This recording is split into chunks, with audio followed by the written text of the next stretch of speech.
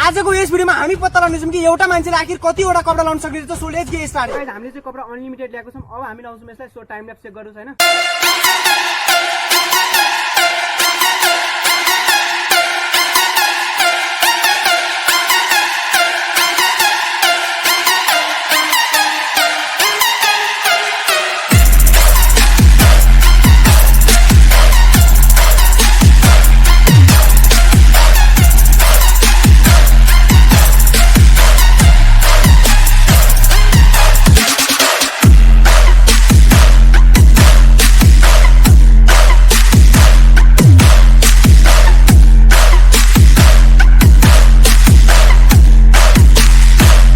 Guys यार तपाईहरु देख्नुहुन्छ मैले चाहिँ अलमोस्ट धेरै कपडा हालिसकेको छु। एन्डमा चाहिँ अब कभर गर्ने हजुरलाई देखाउँछु नि। सो कतिवटा कपडा लाग्यो मैले यति कपडा लाउन पनि मलाई अलिकति सास लिन गाह्रो भइरहेछ नि। सो तपाईहरु लेन्स हुन्छ एन्ड भेस्ट चाहिँ 1 2 3 4 5 6 7 8 यति धेरै कपडा लाइसकेपछि अलिकति सास लिन गाह्रो हुँदैछ। अनि मैले चाहिँ 3वटा पाइन्ट र 9वटा भेस्ट लगाएको छु। सबै गरी 12वटा कपडा लाउन सकेको छु मैले चाहिँ। सो तपाईहरुले भन्दा बढी पनि लाउन सक्नुहुन्छ किनकि अलिकति मलाई अनकम्फर्टेबल भइरहेछ एन्ड सास लिन गाह्रो भइरहेछ। सो तपाईहरुले लेन्स हुन्छ एन्ड एकदमै गर्मी भइरहेछ। एन्ड मैले चाहिँ यसको माथि पाइन्ट धेरै पनि लाउन सक्थे किन लाइन भने चाहिँ अलिकति प्राइभेट पार्टलाई गाह्रो हुन्छ हैन। सो मलाई चाहिँ एकदमै गर्मी भइरहेछ। म त यो खोल्न चाहन्छु गाइस।